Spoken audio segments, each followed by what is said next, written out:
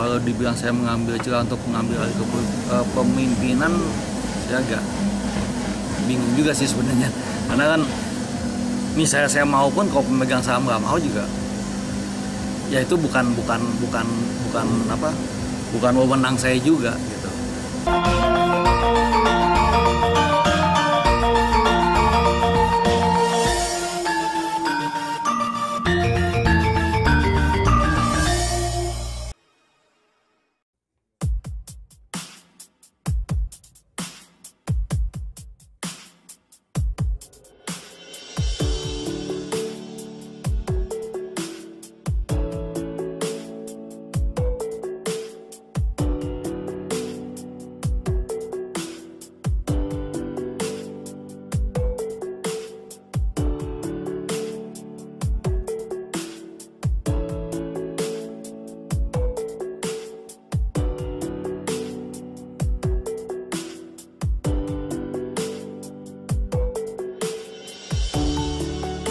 Terima kasih.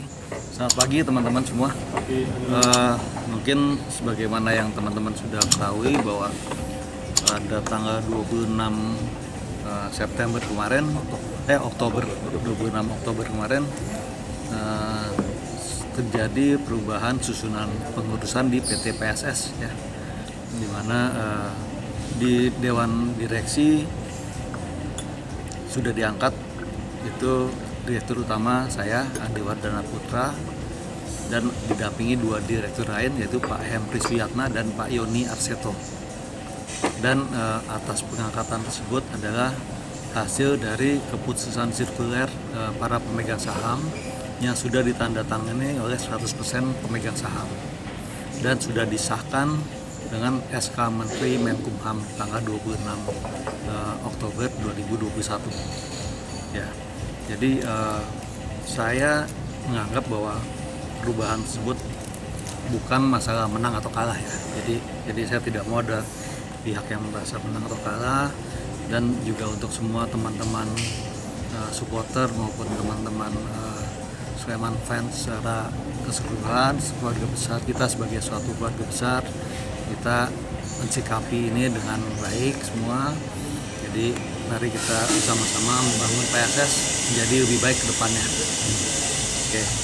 Dan untuk dalam waktu dekat kita juga saat ini kita sedang melakukan konsolidasi internal ya, supaya kita semua kembali berjalan lebih baik, lebih cepat dan lebih solid ke depannya. Juga dalam berbagai aspek lah ya, mulai dari manajemen maupun juga dari tim, mungkin kita akan melakukan perbaikan-perbaikan. Di sisi manajemen sendiri mungkin kita juga akan melakukan realignment struktur organisasi supaya kita bisa lebih efisien, kita bisa lebih lincah organisasinya ya. Gitu. Ya kemarin kan ada desakan mengenai Dejan out atau atur out ya. Untuk poin yang pertama mengenai Dejan ya mungkin menyambung juga dari statement dari sisi sebelumnya Pak Marco bahwa kita akan evaluasi sampai akhir seri 2 ya. Jadi kita akan tetap lihat sampai performance-nya sampai dengan 2 pertandingan terakhir ya. Di situ kita akan kita kasih keputusan final seperti apa, sambil kita juga akan harus harus berhati-hati ya, maksudnya kita jangan sampai mengorbankan klub ini PSS, karena kan PSS saat ini juga sedang ikut dalam kompetisi, sehingga kalaupun terjadi perubahan ya kita harus ada backup plan-nya seperti apa. Jadi jangan sampai kita ingin semuanya cepat tapi jadinya malah mengorbankan klub ya. Mohon ya, itu dimengerti oleh teman-teman semua demi kebaikan PSS. Mengenai Atus, saya rasa itu kan mengenai masalah teknis ya, jadi nanti akan tergantung dari masukan dari pelatih seperti apa, sehingga nanti kita kita lihat rekomendasi dari pelatih begitu.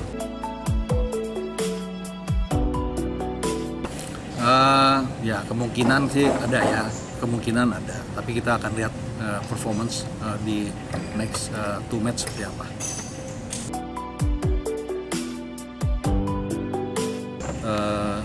Ada statement dari Pak Marco waktu kejadian di Bandung bahwa beri kesempatan sampai dengan seri 2. Ya. Saya juga sudah sampaikan ke Coach Dejan kemarin 2 hari yang lalu saya ke Solo, saya ketemu Coach Dejan. Pada saat itu saya sudah sampaikan, di sini kita minta Coach Dejan untuk menunjukkan performance terbaiknya untuk PSS. Kita akan lihat sampai di situ seperti apa. Kita bisa goal or no goal ya, kita lihat. Kita pasti usahakan yang terbaik untuk PT PSS, untuk PSS Sleman maksud saya. Ya, sebenarnya tiap habis match Coach Dejan selalu memberikan press conference dan penjelasan atas hasil pertandingan ya. Tapi juga secara umum juga ya dengan kondisi saat ini dan juga maksudnya dengan desakan-desakan itu dari tuntutan supporter sedikit banyak juga mempengaruhi juga dari kondisi tim ya, juga ya dengan dinamika yang ada lah belakangan ini. Tapi saya yakin Coach Dejan ya bisa dan mampu untuk kasih performance terbaik untuk 2 match berikutnya. Kita lihat saja dan kita doakan.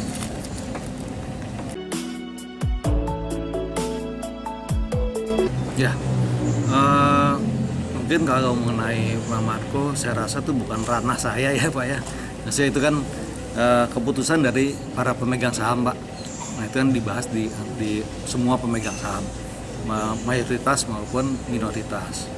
Sebagaimana yang kita tahu bahwa struktur pemegang saham di PT PSS untuk mayoritas sebesar 72% itu dipegang oleh PT Palladium Pratama Cemerlang. Sedangkan sisanya 28% itu dimiliki oleh 13 pemegang saham lainnya. Gitu. Jadi kalau mengenai evaluasinya seperti apa, saya rasa itu ranah dari pemegang saham, Pak.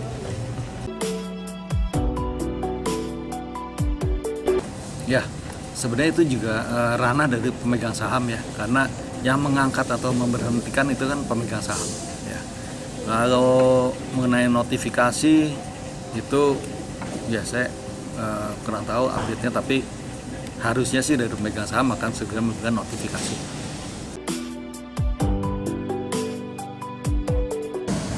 Oke.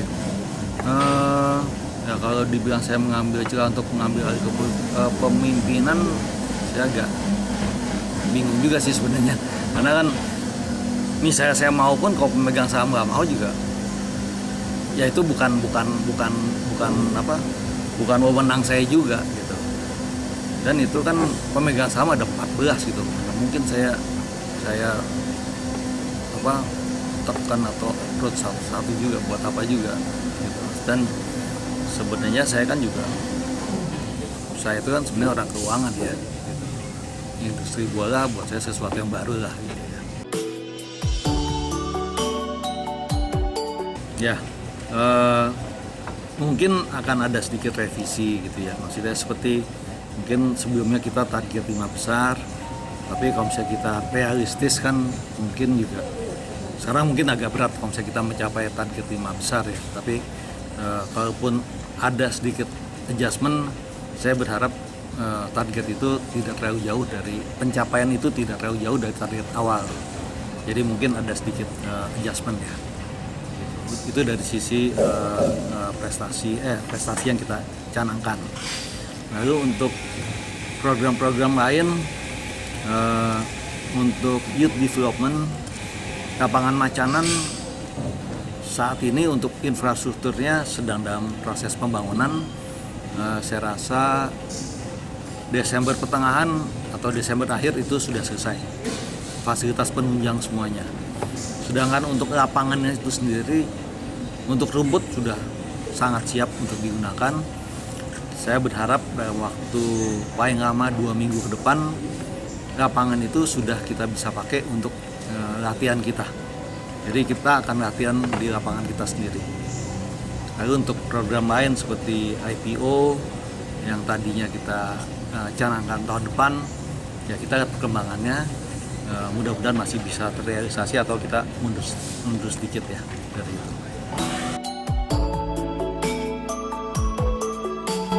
Untuk Pemda saat ini tidak ada saham, tidak ada kepemilikan saham di PT PSS, tapi itu merupakan, kalaupun ada desakan dari Bupati kepada PT PSS itu sebagai stakeholder ya, mungkin bukan shareholders ya, tapi stakeholders kan, Bupati juga mempunyai kepentingan untuk menjaga supaya suasana di Sleman ini tetap kondusif gitu. Jadi itu merupakan salah satu bentuk kepedulian dari Bupati supaya kisruh yang ada di PT PSS cepat selesai dan suasana di Sleman bisa kembali kondusif dan damai.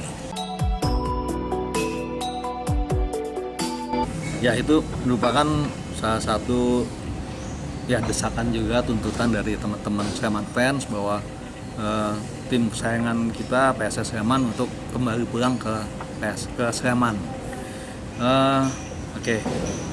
Kemarin memang kita berusaha untuk mendatangkan tim datang ke Sleman ya, tapi dengan berbagai pertimbangan, terutama untuk menjaga stamina dari para pemain, karena kita harus menghadapi pertandingan yang cukup krusial lah buat kita ya, di hari Senin mendatang juga.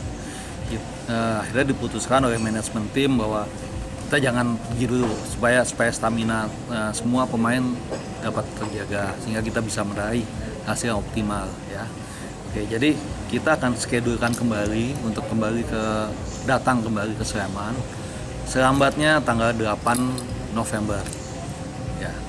Jadi mohon ya, kerinduan itu boleh ditahan sebentar, kita nanti sama-sama kita akan sambut tim kesayangan kita di Bumi Sembada. Jangan sampai acara itu juga mengganggu performance daripada tim. Jadi saya mau semua yang kita lakukan itu jangan sampai mengganggu atau mengorbankan tim gitu. Oh pasti, kalau home base PSS selama kepemilikan saham semua masih sama, saya menjamin bahwa home base PSS akan tetap di Bumi Sembada. Itu komitmen dari semua pemegang saham. Yang penting kita semua konsolidasi, kita tenang, dan saya mohon semua pihak termasuk para supporter juga, kita jangan terbelah-belah, kita semua sama, kita punya visi dan kecintaan yang sama terhadap PSS ya, kita bangun PSS. Jadi jangan sampai kita juga oh ini orang ini, jangan ya, kita semua sama, kita satukan semuanya.